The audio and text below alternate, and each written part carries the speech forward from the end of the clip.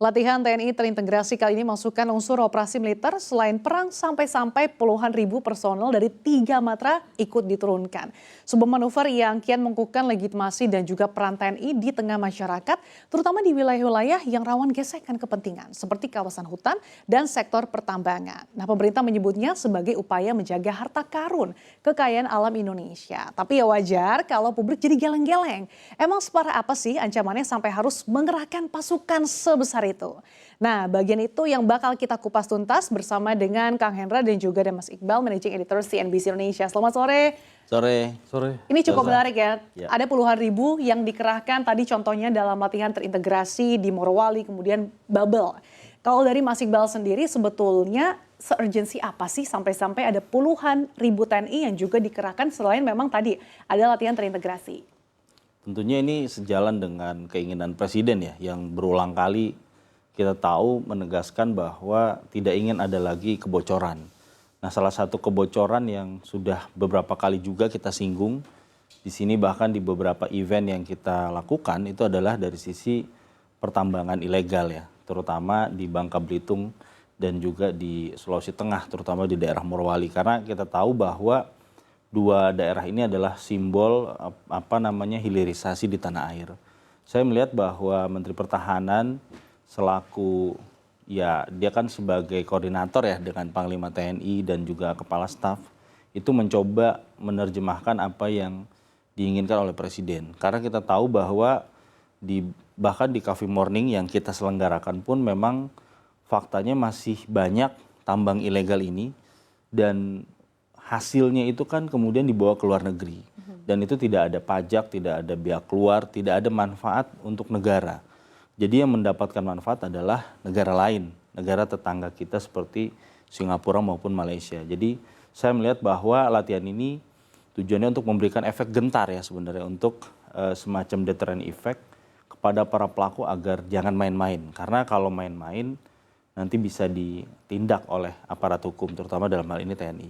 Oke, jadi akan memberikan efek gentar. Tapi kalau dari kacamata Kang Hendra, seberapa penting sih sebetulnya memberikan efek gentar dengan menerjunkan puluhan ribu personil militer TNI? Kan sebetulnya sebelumnya sudah ada Satgas Pertambangan. Kalau misalkan memang tujuannya untuk mencegah kebocoran-kebocoran yang ada di beberapa daerah yang kaya akan kekayaan alam ini.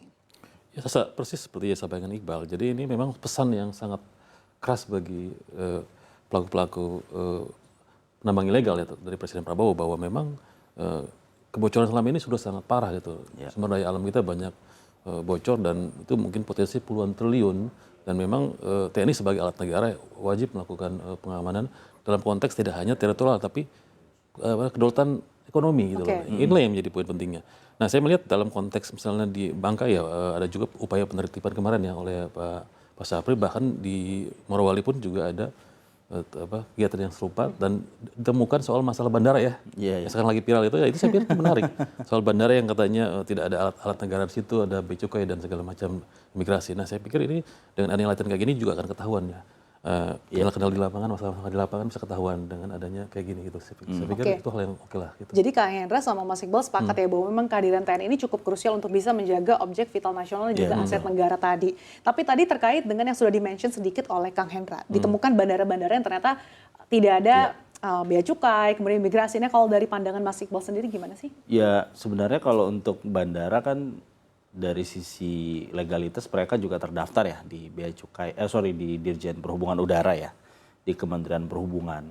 Kemudian juga statusnya memang mereka ini bandara yang khusus ya, karena kita tahu bahwa di Indonesia kan juga ada beberapa bandara khusus yang memang itu dibangun oleh pihak swasta, contohnya Freeport. Tapi dalam perjalanan waktu Freeport pun juga ketika itu bandara Moses Kilangin itu diserahkan juga ke pemerintah daerah. Jadi bahwa tidak ada bea cukai, karantina dan imigrasi itu karena sudah dilakukan screening di bandara yang terdekat, misalkan di Morowali.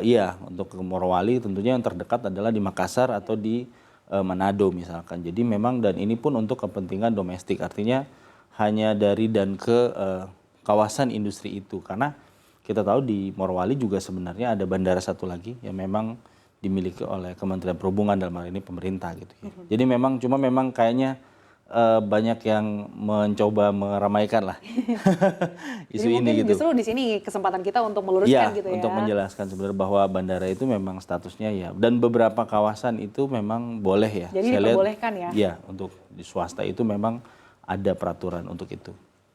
Kalau dari Kang Hendra sendiri pandangannya seperti apa? Karena kan memang sebetulnya tidak hanya di Morowali, kemudian Freeport yang punya bandara-bandara khusus gitu. Iya, iya. Iya, memang kalau kita mengacu peraturan Menteri Perhubungan terbaru ya, kalau saya tahun nomor 38 tahun 2025 soal pengaturan bandara khusus ya, yang terkait dengan pelayanan ke internasional, itu juga memang diatur ada beberapa bandara yang memang bandara khusus boleh melakukan ibaratnya layanan internasional. Tadi kan perlu disebut domestik kan, tapi ternyata ada pengecualian tuh beberapa bandara khusus yang boleh melayani internasional. Tapi itu pun juga tidak serta-merta, harus ada syarat tertentu, seperti misalnya masalah ada gangguan emergensi, ada juga misalnya bencana alam, bahkan termasuk memang ada juga ruang untuk melakukan pelayanan dari misalnya karyawan atau kebutuhan logistik dari perusahaan tersebut yang punya bandara khusus. Cuma saya pikir ini masalah komunikasi ya, jadi saya pikir temuan kemarin itu kan temuan ya ini masalah ada regulasi yang memang sudah berlaku, cuma memang dari Pak Menhan juga memberi peringatan soal masalah kerawanan secara kedaulatan ketika seandainya ada bandara yang dipegang secara privat tapi tidak diawasi gitu. Nah ini mungkin bisa nanti dibenahi lagi lah gitu, seperti gitu. Oke, sebenarnya intinya adalah bagaimana untuk mengamankan aset negara gitu ya, karena tadi banyak kebocoran-kebocoran gitu. Tapi betul. kalau dari pandangan Anda, Mas Iqbal, sebetulnya kenapa sih pemerintah tuh super gencar banget untuk bisa fokus untuk mengamankan sampai-sampai tadi berbagai aparat negara diturunkan gitu, belum lagi juga ternyata bandara khusus juga jadi fokus juga ya sekarang. Karena memang ya kalau kita ingat kan dalam beberapa kesempatan Pak Prabowo juga selalu mengatakan bahwa bukan yang viral ya, karena kita tidak punya uang gitu kan. Kenapa tidak bisa bikin ini, tidak bisa program ini, program itu, semua masalahnya kan di uang.